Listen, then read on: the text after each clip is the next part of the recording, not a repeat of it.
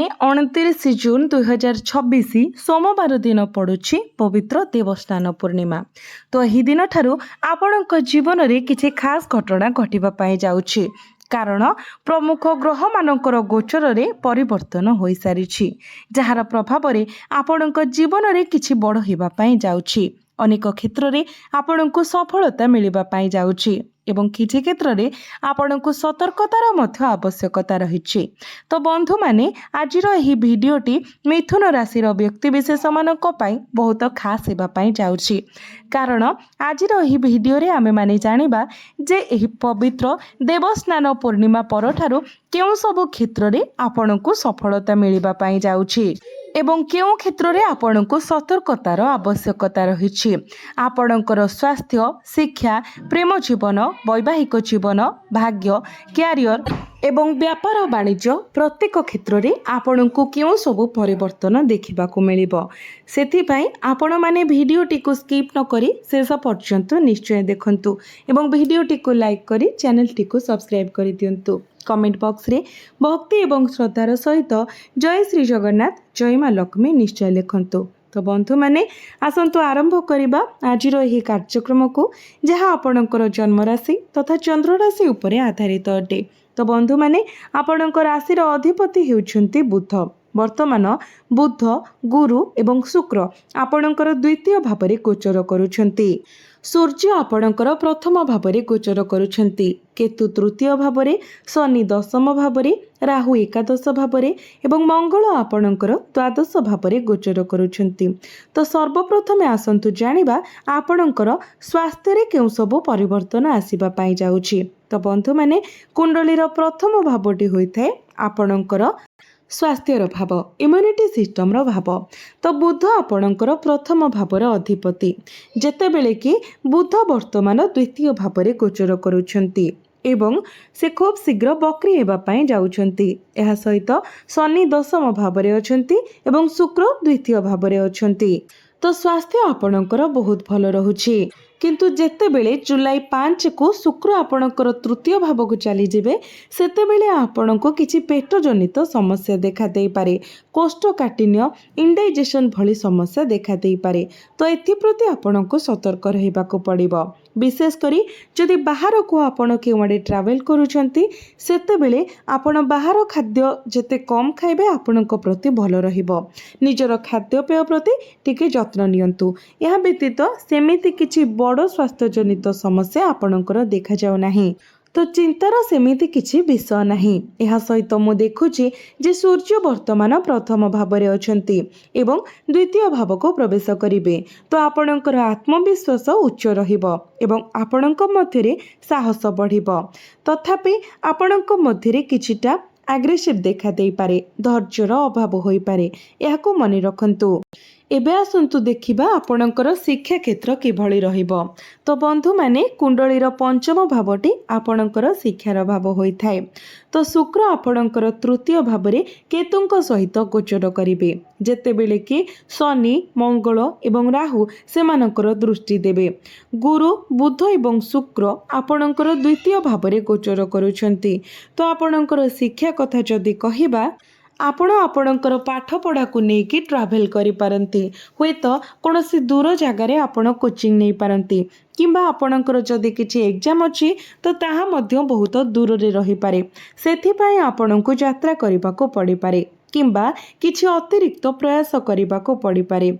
आपणकर शिक्षा पाई आपणको एणे तेणे दौड़िबाको पड़ी पारे। जदि आपण कोचिंग क्लास खोजुचंती तेबे आपणको किछि प्रयास करिबाको पड़िबो किंतु जिनिस गुड़िक भल हेबो कारण गुरु आपणकर द्वितीय भावरे अछंती, बहुत अनुकूल स्थिति रे अछंती।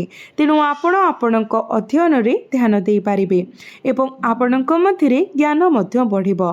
तथापि आपणको प्रथमरु ही प्रयास करिबाको पड़िबो। जेहेतु शुक्र आपणकर तृतीय भावरे अछंती तेणु एही मासरे कोचिंग, कॉलेज किंबा शिक्षानुष्ठान संबंधी जेकोसी योजना पाई प्रयास आवश्यक हेबो। जदि आपणकर एग्जाम आसुछि तबे भविष्यत बहुत सकारात्मक। मु सफलतार संभावना को प्राय 70% रु 80% देखुछि। यह असाधारण न होई पारे किंतु 70 रु 80% आपणक पाई संभावना बहुत भल रहुछि। तेणु आपण निज तरफरु चेष्टा जारी रखंतु। एबे आसंतु जानिबा आपणकर प्रेम जीवन विषय।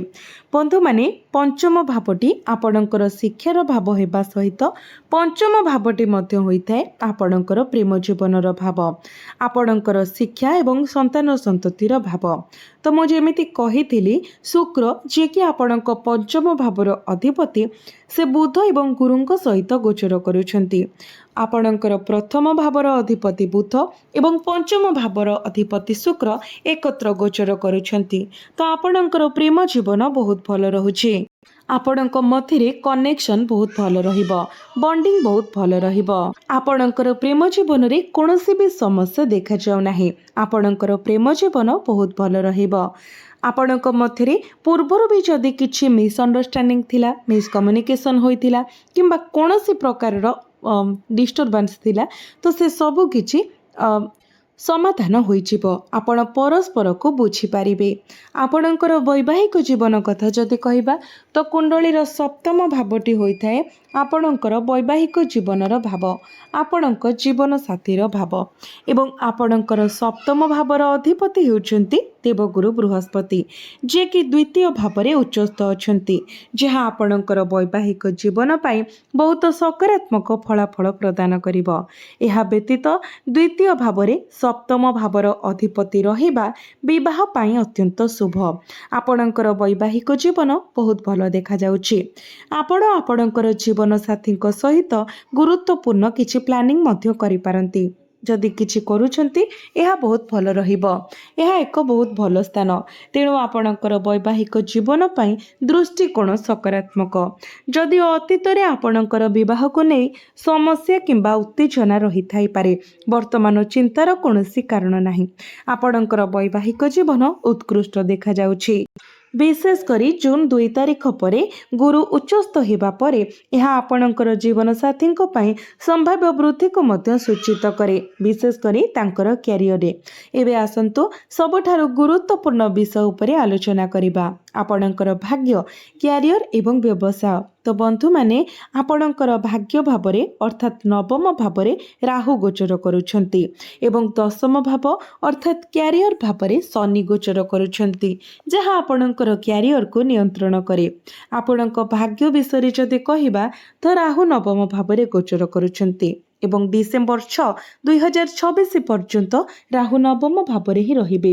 तो से पर्यंत आपण भाग्य संबंधी किछि बाधा गुड़िकर सम्मुखीन होई पारंती।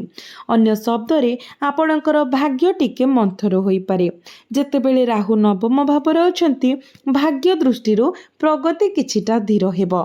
शनि जे नवम भावर अधिपति अटंती दशम भावरे गोचर करुछंती, तो दृष्टिकोण सकारात्मक। आपणकर काम समाप्त हेबो एवं सुजोग आपणक पाखकु आसीबो। आपण आपणक भाग्य विषय जहाँ हासिल करने लक्ष्य रखिछंती ताहा शेषरे सफल हेबो। तथापि रास्तारे बाधा आसीपारे। आपण जेकोसी कार्य किंबा प्रकल्प हाथकु नेबे ताहा घटिबो, किंतु आरंभ करने समय लागिपारे एवं आपण प्रारंभिक बाधा गुड़िकर सम्मुखीन होई पारंती। यह नवम भावरे शनि राहुंकर प्रभाव जोगु होईछि। जदि आपण हार मानि जांती किंबा पछकु हटि जांती तेबे आपणको असुविधार सम्मुखीन हेबाको पड़िबो, किंतु जदि आपण गंभीरतार सहित आगकु बढ़ंती तेबे कोनोसी समस्या हेबो नाही। दशम भावरे शनि एवं आपणकर कैरियर विषय मु आपणको एहा उपरे मतामत देबाको पसंद करिबी। जेबेठारु शनि दशम भावरे प्रवेश करिसेंती प्रायतः मार्च 2025 ठारू आपण हुएत आपणकर व्यक्तिगत, पारिवारिक एवं कैरियर रे अत्यंत व्यस्त हो जाइछंती। यह देखा जाउछि जे आपणको पई कार्यभार बढ़ी जाइछि, जहां आपणको निरंतर व्यस्त रखिछि। मार्च 2025 ठारू आपण एक नूतन चाकरी पाइथिबे किंबा कैरियर रे एक गुरुत्वपूर्ण परिवर्तन अनुभव करिथिबे। जदि नुहे तेबे एपरि परिवर्तन खूब शीघ्र घटिबार संभावना अछि। दशम भाव शनि सहित क्यारियर दृष्टिकोण प्रतिश्रुतिपूर्ण विशेषकर गुरु आपणकर द्वितीय भाव में प्रवेश कर पदोन्नति पाई उत्कृष्ट संभावना अच्छी। द्वितीय भाव में दशम भावरंकर अधिपति स्थान अत्यंत शुभ। आपण को निश्चित भाव में यह अनुसरण करने उचित। गुरु आपणक द्वितीय भाव में अवस्थित एवं दशम भाव में निजर दृष्टि पकाई आपण गुरुत्वपूर्ण आर्थिक लाभ आशा करिपारिबे। आपण परिचालना परामर्श किंबा अध्यापक किंबा प्रोफेसर भाव में कार्य करिबारे जड़ित होई पारंती। जो भूमिका रे साधारण भाषण जड़ित आपण डॉक्यूमेंटेशन मध्य परिचालना करिपारिबे एवं दल गुड़िकर नेतृत्व नहीं पारिबे जहाँ आपणक पई उत्कृष्ट।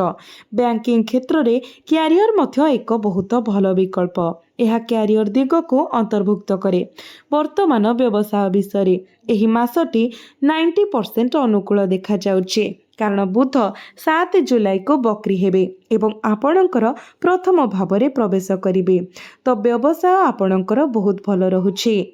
एबे आसंतु जानिबा किछि प्रतिकार विषय जो प्रतिकार गुड़िक करबा द्वारा आपण को अधिक मात्रा रे शुभ फल प्राप्ति हेबो एवं जहा किछिटा अशुभ तो रहुछि सेगुड़िक मध्य खंडन होइजिबो। तो बंधु माने आपण प्रत्येक दिन बुधंकर बीज मंत्र 108 थर जप करंतु। भगवान गणेश को पूजा करंतु। विशेष करी बुधवार दिन प्रभु गणेश को लड्डू अर्पण करंतु। यह सहित 21टी दुब लाल सूतारे बांधी अर्पण करंतु। जेते संभव गोमातांकर सेवा करंतु। प्रत्येक दिन आपण विष्णु सहस्र नाम पाठ करंतु किंबा शुणंतु। यह शुणिबा मध्य बहुत लाभदायक हेबो। यह सहित आपण प्रत्येक दिन उदित सूर्य को तंबा पात्र रे जलार्घ्य अर्पण करंतु एवं प्रत्येक दिन हनुमान चालीसार पाठ करंतु। आपण को अधिक मात्रा रे शुभ फल प्राप्ति हेबो एवं आपणकर भाग्य रे आसुथबा बाधा विघ्न गुड़िक मध्य दूर होइजिबो एवं प्रत्येक क्षेत्र रे आपण को सफलता सहित शुभ फल मध्य प्राप्ति हेबो। तेबे बंधु माने आपणकर जीवन मंगलमय हेउ एहा ही ईश्वरक निकटरे मोर प्रार्थना। धन्यवाद।